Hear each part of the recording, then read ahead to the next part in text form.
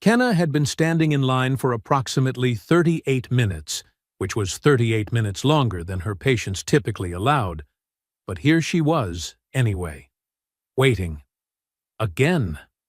Because apparently, even in a state-of-the-art military facility spanning 3 cubic kilometers of engineered alloy, and humming with enough power to light up a small moon, nobody had figured out how to process new recruits efficiently.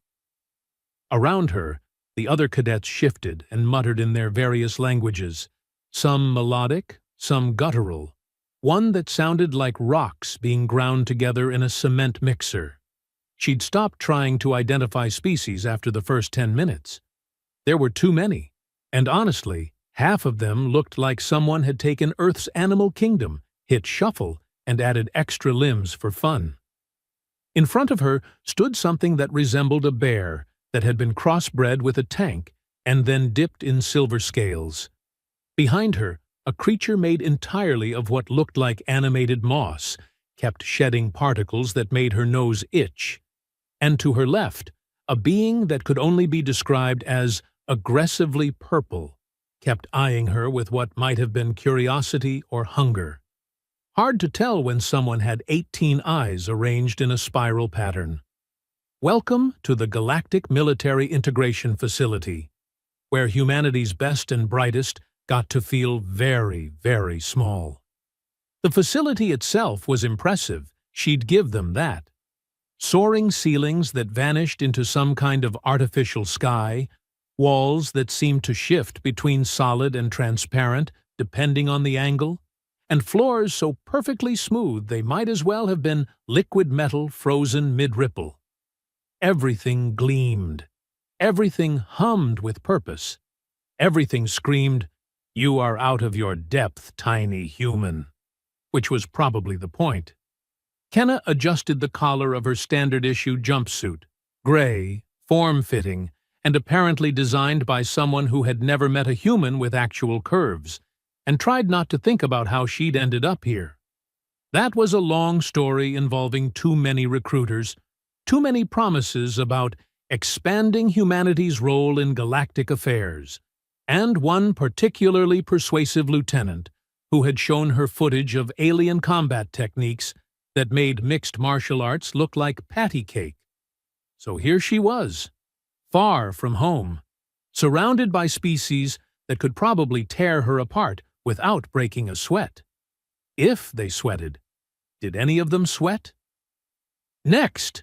The bark came from ahead, where the line fed into what looked like a massive archway constructed from materials that hurt to look at directly. They seemed to exist in more dimensions than her eyes could properly process. Beyond it, she could see other recruits emerging, some looking relieved, others confused, and one who appeared to be actively weeping some kind of luminescent fluid. Great. Kenna shuffled forward as the line moved, watching as the bear tank creature ahead of her lumbered through the archway. Lights flickered. Something beeped. A holographic display materialized in the air, showing readings that meant absolutely nothing to her. And then a voice announced in flat mechanical tones, "Threat assessment, moderate. Combat potential, high. Proceed to Bay 12. The creature grunted satisfaction and stomped off. Next! She stepped forward. Up close, the archway was even more disorienting. Energy rippled across its surface like oil on water, and she could feel something radiating from it. Not heat exactly, but a kind of pressure that made her teeth ache. Bioscanner, the orientation packet had called it. Advanced technology that could analyze a being's physical capabilities, threat level, combat potential, and approximately 6 dozen other metrics in the time it took to walk through. Kenna took a breath and stepped into the archway. Immediately, her skin prickled. It felt like being watched by 1,000 invisible eyes all at once, each one cataloging every muscle, every bone, every cell. Lights danced across her vision. Diagnostic beams, she assumed, mapping her biology in real time. For 3 seconds, maybe 4, She stood frozen in that tunnel of sensation. Then something changed. A sound erupted from the machinery, not the polite beep that had accompanied every other recruit, but a sharp, ascending tone that reminded her uncomfortably of a smoke alarm. Red lights began strobing. The holographic display that materialized wasn't calm and orderly like the others. It was flickering, refreshing, recalculating. And then, in letters large enough for everyone in the vicinity to see clearly, "Anomaly detected." Potentially lethal silence crashed down like a physical weight. Every head, and several appendages that served similar purposes, turned toward her. The mechanical voice that had been blandly announcing assessments all morning seemed to hesitate, processing, before repeating, "Anomaly detected. Potentially lethal. Manual assessment required." Kenna stood very still, trying to project calm confidence while internally wondering if she should be flattered or terrified. Potentially lethal? Her? She was 5'6" and had once cried during a particularly sad commercial about rescue dogs. "Well," she said to no one in particular, "that's new." From somewhere beyond the archway, she heard movement. Heavy, purposeful, accompanied by a clicking sound that made her think of insect legs on tile. Then he emerged, and Kenna had to actively suppress the urge to take a step back. Instructor Molkesh was imposing. That was the polite word. The honest word was nightmare fuel. He stood nearly 8 feet tall on 4 primary legs, with 2 additional limbs that might have been arms or might have been specialized weapons. Honestly, the line was blurry. His body was covered in segmented chitin that gleamed like polished obsidian, and his head was dominated by compound eyes that reflected the facility's lights in 1,000 tiny facets. When he moved, it was with the kind of predatory grace that suggested he could go from standing still to extremely violent in the span of a heartbeat. His compound eyes fixed on her, fixed on the display, fixed back on her. "Human," he said, and his voice was like gravel being crushed in a vise. Not because of any language barrier. The translator implant she'd received was working fine, but because that was just what he sounded like. "Explain this." Kenna blinked. "Explain?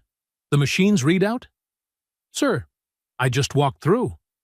"I don't—" "The scanner," Molkesh interrupted, clicking closer, "has been operational for 600 cycles. It has processed recruits from 4,000 species. It does not malfunction." He leaned down, bringing that alien face uncomfortably close to hers. "So either you are carrying concealed weaponry that our security failed to detect, or—" He trailed off, compound eyes scanning her up and down in a way that made her feel like a bug under a microscope, which was ironic, given his appearance. "Or the machine is broken," he finished, straightening up. "Which, as I said, does not happen." Around them, the other recruits were watching with undisguised interest. Some looked amused. Others looked curious. The purple one with 18 eyes seemed to be taking notes. Kenna kept her expression neutral. "I don't have any weapons, sir. You can scan me again if—" "No need," Molkesh said, waving a limb dismissively. "We will conduct a manual assessment. Standard procedure for anomalies." Something in his tone suggested this was anything but standard. "Follow me." He turned and began walking, or whatever his form of locomotion was called, toward a side door she hadn't noticed before. Kenna glanced back at the line of recruits, who were all very carefully not making eye contact with her now, and followed. They passed through corridors that twisted and turned in ways that seemed deliberately confusing, moving deeper into the facility. Other instructors and staff gave them a wide berth, though she caught several curious glances. Mulkesh didn't speak, just kept up that relentless clicking pace that forced her to almost jog to keep up. Finally, they emerged into a massive chamber that could only be described as a training hall on steroids. The space was easily the size of a football field, with a ceiling so high it created its own weather system. She could see what looked like a small cloud formation near the top. Equipment lined the walls, weapons racks, training dummies that looked like they'd been through multiple wars, and machines whose purposes she couldn't even begin to guess. And in the center of it all, a group of beings that made Mulkesh look almost welcoming. "Instructors," Mulkesh announced, his voice echoing. "We have an anomaly." 5 heads turned. Well, 4 heads and one collection of sensory organs that might have been a head. Again, the line was blurry with some of these species. A massive, reptilian creature, easily 10 feet tall and built like a walking fortress, let out a sound halfway between a laugh and a hiss. "Another broken scanner?" "That," said Mulkesh tightly, "is what we are here to determine." He gestured toward Kenna with one limb. "Human recruit. Flagged as potentially lethal. I propose a manual combat assessment." Several of the instructors made sounds that might have been amusement. One, a being that looked like living crystal, arranged in a vaguely humanoid shape, literally chimed with what had to be laughter. "A human," the crystalline instructor said, voice like bells. "Mulkesh, your scanner is definitely malfunctioning." "Which is why," Mulkesh replied, through what sounded like clenched mandibles, "we will test her manually, to confirm the error." Kenna raised her hand slightly. "Just to clarify, when you say manual combat assessment, you mean?" "I mean," Mulkesh said, turning those compound eyes back on her, "that I will test your reflexes, combat awareness, and threat response personally. It is a standard evaluation. Nothing to concern yourself with." Everything about his tone suggested it was absolutely something to concern herself with. "Right," Kenna said slowly. "And this is safe?" "Perfectly," Mulkesh said, and somehow made the word sound ominous. "I am a professional. The test is simple. I execute a controlled strike. You attempt to evade or defend. It measures reaction time, spatial awareness, and combat instinct." He began moving into what looked like a ready stance. "Most recruits fail, but that is acceptable. Failure provides valuable data." Most recruits fail. That was comforting. Kenna looked around at the other instructors, who were now watching with open interest. The reptilian one had actually sat down, settling onto his haunches like he was getting ready for a show. Next to him, another recruit, she hadn't noticed them before, was staring with wide golden eyes.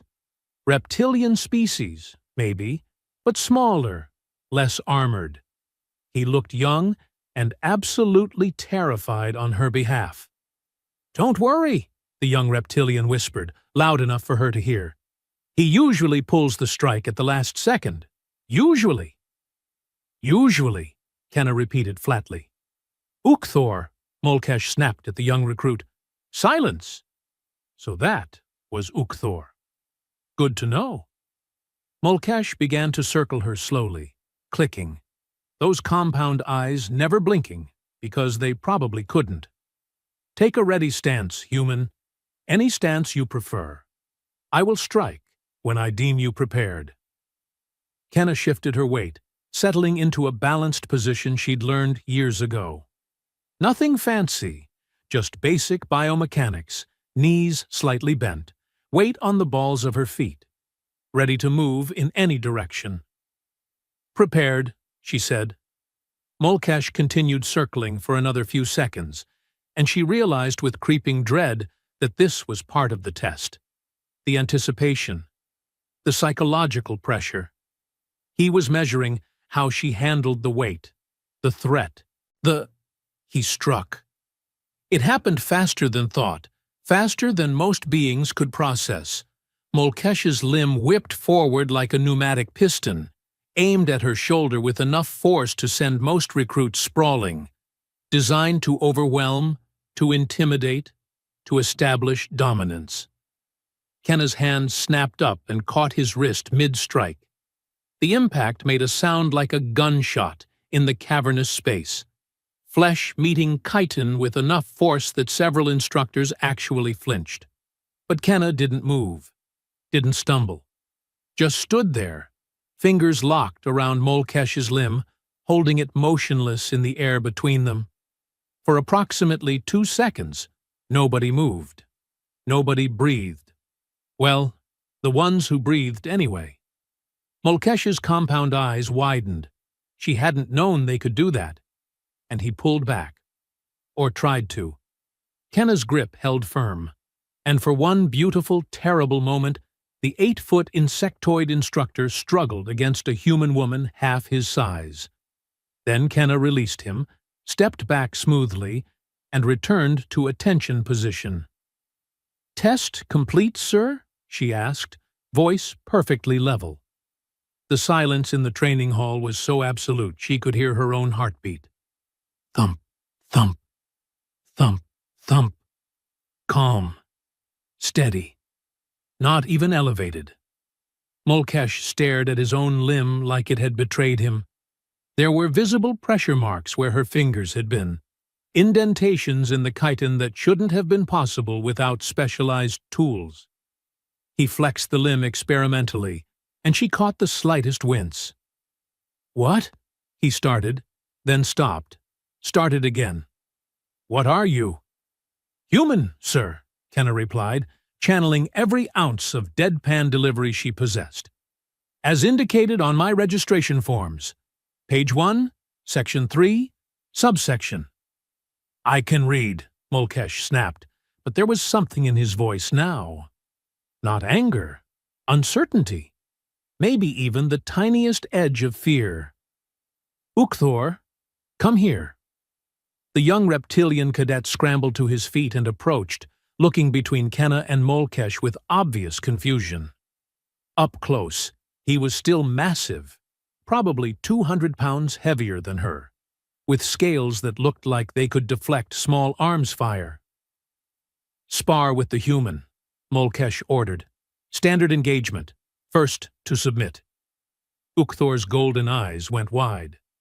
"Sir, I don't want to hurt." "You won't," Molkesh said. And she wasn't sure if he was reassuring Ukthor or warning him. "Begin." Ukthor turned to face her, dropping into what was clearly a trained combat stance. His species was built for power. She could see it in the coiled muscle, the low center of gravity, the way his tail balanced his massive upper body. "Sorry about this," he muttered. "Don't be," Kenna said, settling into her own stance. "Just don't hold back too much, okay? Makes it awkward for both of us." He lunged. Fast for his size, really. Credit where it was due. But fast for a reptilian species that evolved in standard gravity was still telegraphed to someone who'd grown up in 1.6 Gs on a mining colony where a fall meant death. She saw the lunge coming before he'd finished committing to it, sidestepped, and used his own momentum to guide him past her. Ukthor stumbled, caught himself, spun back around. His expression was no longer apologetic. Now he looked focused, competitive. Good. He came in again, this time with a combination: claw strike, tail sweep, shoulder check. Decent technique, actually. She blocked the claw, hopped the tail sweep, and when his shoulder came in for the check, she caught his arm and used basic leverage to redirect all that mass straight into the training mat. Ukthor hit the ground with a thud that echoed, and before he could recover, Kenna had his arm locked at an angle that reptilian joints definitely weren't meant to bend. "Yield?" she asked pleasantly. "Yield," he yelped, tapping the mat frantically with his free hand. "Yield, Yield! What in the burning moons? She bent my arm in a direction it's not supposed to go. Kenna released him immediately and offered a hand up. Ukthor took it, staring at her like she'd just grown a second head. "Where did you learn that?" he demanded. "Which part?" "All of it," Kenna shrugged. Community center back home offered classes, Tuesdays and Thursdays, 6 to 8 p.m. Instructor was this retired Marine who'd done 3 tours on high-gravity worlds. Good teacher. Made us drill until muscle memory took over. She paused. Also, my older brother was kind of a jerk growing up, so I learned early how to deal with people bigger than me. The crystalline instructor, Plix, according to the name badge that materialized in Kenna's enhanced vision, chimed forward. "Molkesh, perhaps we should run the full battery of assessments. This is unusual." Molkesh was pulling up something on a holographic interface that had materialized at his gesture. Kenna's personnel file, she realized, complete with identification photo that made her look vaguely concussed and about 16 years old. "Born on Outpost Threshold," he read aloud. "High-gravity mining colony. 1.6 standard Gs. Worked in emergency response operations, age 16 to 22. Specialization in," he paused, compound eyes scanning, "civilian restraint during crisis situations." "People panic in emergencies," Kenna explained, since everyone was now staring at her. Part of the job was keeping them from hurting themselves or others until medical arrived, which meant being able to restrain someone twice my size who was actively fighting me while experiencing a trauma response. She kept her tone conversational. "Did that for 6 years. You get pretty good at leverage after the first 100 or so incidents." "First 100, Ukthor repeated weakly. "Give or take." Molkesh's mandibles clicked together in what might have been agitation. "Endurance assessment. Now." Plix set up the track. "Molkesh," Plix chimed. "Perhaps we should—" "Now." Over the next hour, Kenna ran the course, and ran it again. Standard Endurance Assessment, Molkesh had called it. A 10-kilometer circuit through variable terrain with obstacles designed to test stamina across multiple species' physiologies. Most species, she learned, operated on burst performance. Sprint hard, rest, sprint again. Made sense. Ambush predators, territorial defenders, species that evolved around conserving energy for crucial moments. The course was designed with rest stations every 2 kilometers. Kenna hit the first rest station at the 6-minute mark and kept running. "Recruit!" Molkesh's voice barked through the facility's audio system. "The rest station is mandatory. 10 minutes minimum." "I'm fine, sir," Kenna called back, vaulting a barrier that had been designed to require climbing. "Not tired yet." She wasn't lying. Oh, her heart rate was elevated, maybe 130, 140. And she'd worked up a decent sweat. But tired? Not even close. Years of running in high gravity had made this feel like jogging through a pleasant dream. At the 20-kilometer mark, she'd lapped the course twice, the monitoring staff started panicking. She could see them through the observation windows, clustered around displays showing her vital signs, gesturing frantically at each other. "Her cardiovascular system is still operating at optimal levels," someone was saying, voice carrying through a partly open door. "Lactate threshold hasn't even been approached. This doesn't make sense." "Should we stop her?" another voice asked. "On what grounds? She hasn't hit failure parameters." At 30 kilometers, Molkesh himself appeared trackside, holding up a limb. Kenna jogged to a stop. Finally, her lungs were starting to burn a little, and waited. "Explain," he said simply. "Explain. What, sir?" "How you are still functional." Kenna took a breath, blew it out slowly. Humans are endurance hunters, sir. We're not the fastest or strongest, but we don't stop. Our ancestors literally chased prey until it collapsed from exhaustion. We've got efficient cooling systems, she gestured at the sweat soaking her jumpsuit, and cardiovascular capacity that prioritizes sustained output over burst performance. This, she waved at the track, this is maybe 60% of what I can maintain for several hours. Molkesh looked at her, looked at the track, looked back at her. Several hours, he repeated. Yes, sir. You can maintain this pace for several hours. Well, not this exact pace. I'd need to drop it maybe 20% for anything past 3 hours. Hydration becomes an issue. But yeah, basically. Something in Molkesh's posture changed. Not defeat exactly, more like recalculation. Come with me, he said quietly. There is something I need to confirm. They entered a different section of the facility. Medical wing, judging by the sterile smell and the number of beings in white uniforms moving between rooms.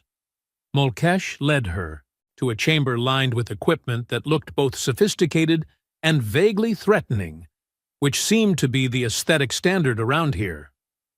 Pain tolerance assessment, he announced, gesturing to a chair that had too many restraints for comfort. Standard neural stimulation protocol measures mental fortitude under duress. Kenna eyed the chair. Do I want to know what neural stimulation means? It creates the sensation of pain without physical damage, a new voice said. A being that resembled a cross between a jellyfish and a chandelier floated into view, tendrils drifting. I am Dr. Limresh. I oversee medical evaluations.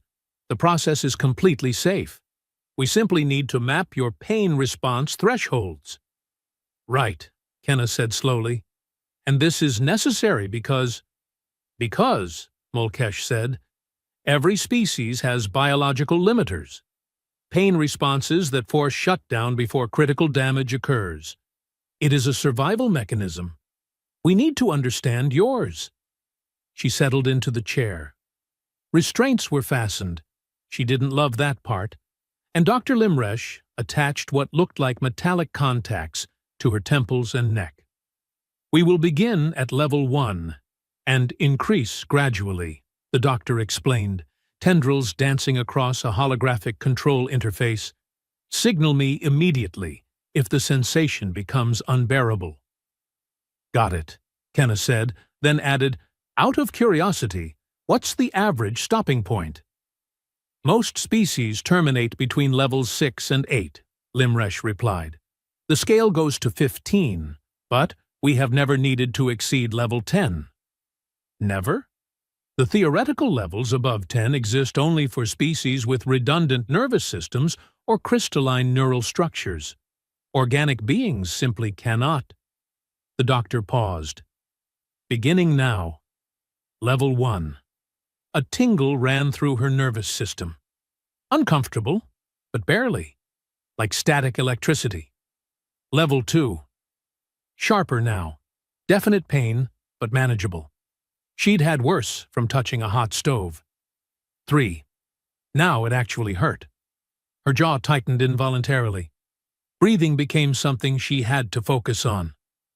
4. Okay, that was unpleasant. Her hands gripped the chair arms, but she'd broken her collarbone in a climbing accident when she was 19. This was bad, but it wasn't that. 5. Her vision blurred slightly. Pain radiated through her entire body now. Not localized, just this overwhelming sensation of wrong. She heard someone make a sound and realized it was her. A hiss through clenched teeth. 6. Everything was pain. White-hot and all-consuming. Her back arched involuntarily. Distantly, she heard alarms. Her neural activity is... This is extraordinary, Limresh was saying. Molkesh, she is still conscious. Fully conscious. Level 7, Molkesh said. Sir, I really don't think... 7. The world turned inside out. Pain wasn't even the right word anymore. This was something beyond language, beyond thought. Every nerve was screaming. Her muscles locked up. She couldn't breathe properly. But she could still think. That was the thing. Through all of it, some part of her brain was still working, still processing, still aware. Cataloging the sensation, analyzing it, recognizing it as simulated, not real damage. And that recognition created just enough distance to function. Subject is maintaining consciousness, someone said, voice distant. Cognitive function appears intact. This should not be possible. The pain vanished. Kenna gasped, sucking in air, her entire body trembling. Sweat poured down her face. Her heart was hammering at probably 180, maybe 190, but she was still here, still aware. Dr. Limresh floated closer, tendrils quivering. "How do you feel?" "Like I just had a religious experience," Kenna managed. "And not the good kind." She swallowed hard. "Is it supposed to hurt?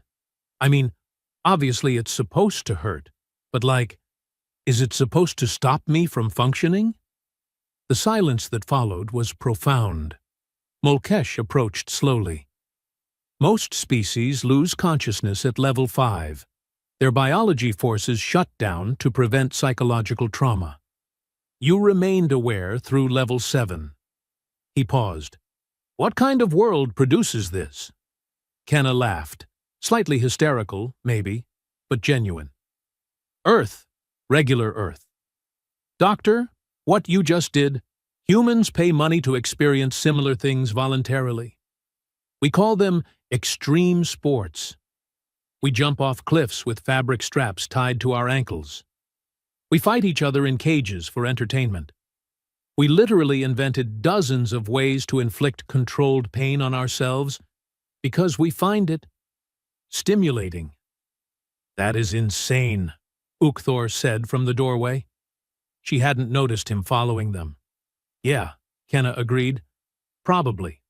But it's also effective. We're adaptable because we refuse to accept limitations, including the ones our own biology tries to impose." Mulkesh turned to Limresh. "Pull up Earth's cultural database, combat sports section."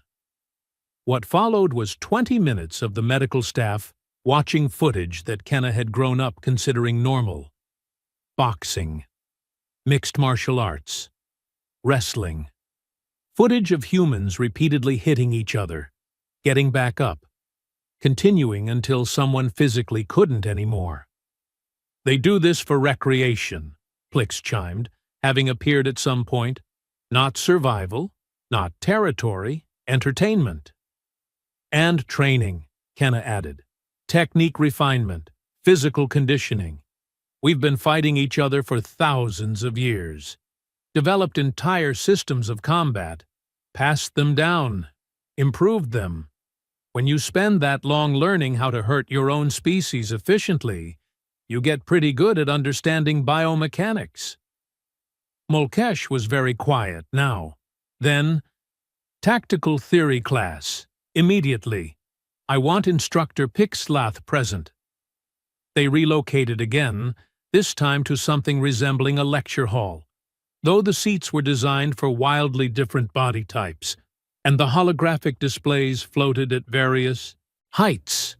Instructor Pixlath turned out to be an ethereal being composed mostly of flowing energy contained in a roughly humanoid shape, with tendrils that constantly wrote equations in the air around them. "Mulkesh," Pixlath said, voice like wind through crystals, "I was in the middle of—" "This is more important." He gestured at Kenna. "Human recruit. I need you to assess." Other recruits were filing in. Apparently, this was a scheduled class.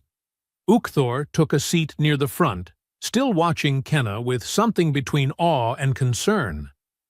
More cadets followed, the moss being from earlier, several species she didn't recognize, and one that looked like an ambulatory geometric theorem. Pixlath began their lecture on interspecies warfare dynamics, discussing biological advantages, exploiting weaknesses, tactical considerations. About 15 minutes in, they brought up a comparison chart. "Humans," Pixlath said dismissively, gesturing at an entry near the bottom, "present minimal threat in direct combat scenarios. Fragile skeletal structure, poor natural armor, limited sensory range compared to most species. Recommended strategy: maintain distance, exploit superior reach or natural weaponry." Kenna raised her hand. Pixlath's energy tendrils flickered with what might have been surprise. "Yes? Permission to offer a correction, sir? This is established tactical doctrine, recruit, based on centuries of—" "I understand, sir, but it's incomplete. And if we're going to be fighting alongside each other, probably better if everyone has accurate information about what humans can actually do." Molkesh, standing at the back of the room, made a gesture she couldn't interpret. Pixlath rippled uncertainly. "Very well," the instructor said. "Enlighten us." Kenna stood, moved to the front of the room. Every eye and equivalent sensory organ tracked her movement. "Humans are pursuit predators," she began. "We don't ambush. We don't rely on natural weapons or armor. We chase. And we don't stop chasing until our prey collapses from exhaustion. Our ancestors hunted animals faster and stronger than us by literally following them until they couldn't run anymore. Sometimes for days." She brought up Earth's data on the holographic interface. Thankfully, the controls were intuitive enough. "We have persistence, but we also have adaptation." Images flashed up. Tools, weapons, technology. "We're not strong, so we invented leverage. We're not fast, so we invented projectiles." Every limitation became a problem to solve. And we've been solving those problems for roughly 200,000 years. The room was silent now. "Pack tactics," she continued. "Humans bond with other species, not just our own kind. We'll form emotional attachments to almost anything and then die protecting it. Your tactical doctrine mentions maintaining distance from humans?" She smiled without humor. "That works until we close the gap. And we will close the gap, because stopping isn't really in our vocabulary." Pixlath's energy form was pulsing irregularly. "You are suggesting humans are more dangerous than assessed?" "I'm suggesting humans are different than assessed. We're not the biggest threat in a straight fight, but we're the threat that doesn't quit. Ever. We'll lose 100 battles and come back for the 101st. We'll get knocked down and get back up. We'll take damage that should stop us and keep moving anyway, because our biology gave us the option to ignore pain if we decide the goal is worth it." She looked around the room, meeting various eyes and eye equivalents.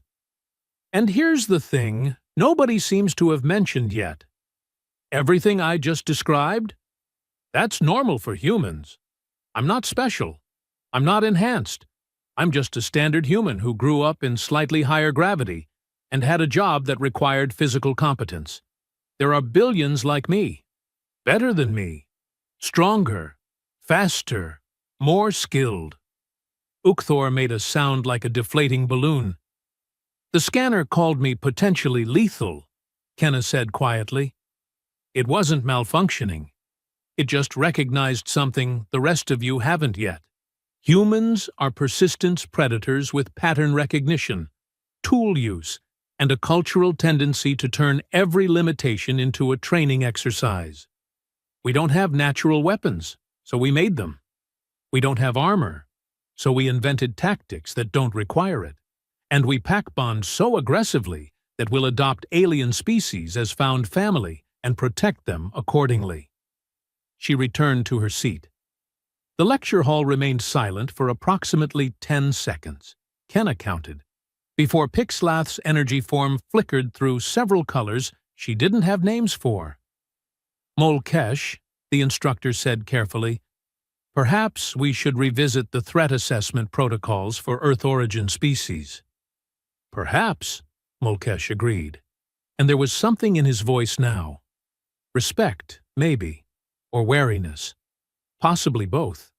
Ukthor raised a massive claw. Question: if humans are this capable, why haven't we seen more of them in combat roles? Good question, actually. Kenna glanced at Mulkesh, who made a gesture that seemed to mean, "Your floor."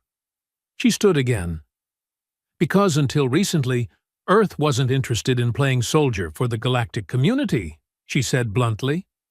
We were offered support roles: medical, engineering, logistics. Someone decided humans were too fragile for frontline work, and rather than argue, Earth just went along with it.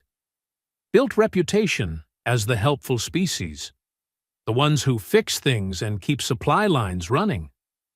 But, Pixelath prompted, but that's changing. Earth is tired of being underestimated, tired of being patted on the head and told to stay in the safe zones. She let that hang in the air. So, when this facility opened, when the galactic military started accepting recruits from member species for integrated training, Earth sent candidates. Didn't make a big announcement. Didn't ask permission. Just sent people who met the qualifications. You, Mulkesh said. Me, Kenna confirmed. And about 24 others in this intake cycle. We're not asking for special treatment. We're just here to prove we can do the job. Ukthor looked like he was having some kind of existential crisis. How many humans are there? Total? Last census? Around 12 billion. The geometric theorem being made a sound like shattering glass. 12 billion persistence predators with tool use capabilities and pack-bonding instincts? Give or take. More silence. Then Pixelath dismissed the class with a distracted wave of energy tendrils, and the recruits filed out, all of them giving Kenna significantly more space than they had that morning. Mulkesh approached once the room had cleared. Walk with me. They left the lecture hall, moving through corridors that Kenna was starting to recognize now. Late afternoon light, simulated, probably, filtered through the transparent sections of wall. Mulkesh's clicking steps echoed, but he moved slower now, almost contemplative. I owe you an apology, he said finally. That surprised her. Sir? I assumed malfunction, assumed weakness. Humans have been underestimated by the galactic community for decades. I participated in that underestimation. His compound eyes fixed on her. You knew this would happen. It wasn't a question. Kenna considered lying, decided against it. I knew the scanner would flag something unusual. Humans register differently than most species on threat assessment matrices. Our physical capabilities don't match our psychology. We should be cautious, risk-averse, given how fragile we are. But we're not. That creates anomalies in predictive models. You were sent here deliberately, to demonstrate this. I was sent here to succeed in training, Kenna corrected. The demonstration was inevitable, given how these assessments work. But it wasn't the goal. The goal is proving humans can perform at the same level as any other species in combat roles. They reached an observation deck overlooking the main training grounds.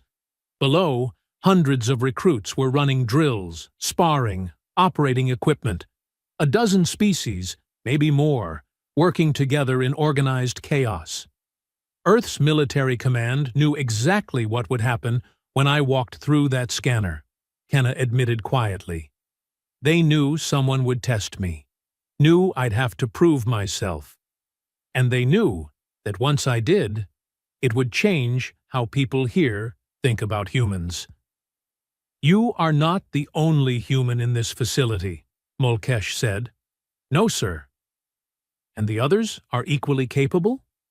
Kenna smiled. Some are better. There's a woman named Tully in another training cohort who did competitive climbing for 8 years. Makes me look slow. And a man called Iko, who was competitive heavyweight champion in mixed martial arts for 5 consecutive years. I'm good, sir, but I'm not exceptional by human standards. Mulkesh's mandibles clicked, together repeatedly. Agitation. She'd learned to recognize. 12 billion, he muttered. 12 billion of you. Earth isn't a threat to the galactic community, Kenna said. We don't want conquest or dominance. We just want to be treated as equals, respected as capable, given opportunities to serve in roles that match our actual abilities, not assumptions about our limitations. And if you are not given these opportunities, then we'll keep proving ourselves until the assumptions change. Humans are persistent, remember? It's kind of our thing. He turned to face her fully. I have been an instructor here for 23 cycles, trained recruits from hundreds of species. I have never seen anyone catch a strike the way you did, never seen endurance like yours, never encountered pain tolerance at those levels in an unmodified organic being. I'm not special, Kenna repeated. I'm just human. That, Mulkesh said, is precisely what concerns me. He paused. And impresses me, both, simultaneously. Over the next few weeks, word spread. Quietly at first, then less so. The human who caught Mulkesh's strike, the human who ran 30 kilometers without stopping, the human who smiled through pain that should have rendered her unconscious. Other instructors started paying attention to the human recruits, started actually testing them rather than assuming limitations, started discovering that everything Kenna had said was accurate. Humans were different, dangerous in unexpected ways, capable of things that defied conventional threat assessment. Ukthor became something like a friend. He'd approach her in the dining facility, settle his massive frame across from her, and ask questions. Not aggressive questions, curious ones. Is it true humans can survive in temperature ranges that would kill most species? Within reason, yeah. We're adaptable. And you really bond with other species? Like, emotionally? Ukthor, I've been here 3 weeks, and I already consider you a friend. So yes. His golden eyes would widen every time, like he couldn't quite believe it. Plix started sitting in on her training sessions, chiming observations, taking notes. Fascinating, they'd murmur. Absolutely fascinating. Your species should not work, and yet you dominate your planet. We cooperate, Kenna would reply. Makes up for a lot of individual weaknesses. 6 weeks into training, she walked into the main hall and found Mulkesh waiting with what looked like formal documentation. Recruit Kenna, he said, compound eyes unreadable. You have completed preliminary assessments ahead of schedule. Combat proficiency, exceptional. Endurance metrics, beyond standard parameters. Tactical acumen, high. Pain tolerance, unprecedented. She waited. You are hereby advanced to specialized training cohorts, effective immediately. He extended the documentation, digital, hovering between them. Congratulations, Kenna took it, scanned the contents. Instructor. Recommendations, performance metrics. A note at the bottom from Mulkesh himself. Subject has exceeded all expectations. Recommend full integration into advanced combat units. Human species requires comprehensive reassessment for military roles. She looked up. Thank you, sir. Do not thank me yet. Advanced training is significantly more difficult. Something in his posture shifted, almost playful. Though I suspect you will find ways to manage. Persistence, sir. It's kind of your thing. Yes, you have mentioned. He clicked away, then paused. Kenna, that day, with the scanner, you could have corrected my assumptions immediately, told me about human capabilities. Instead, you let me test you. Would you have believed me if I'd just told you? No. Then the test was necessary. Molkesh made a sound that might have been laughter. 12 billion of you, he muttered again and walked away.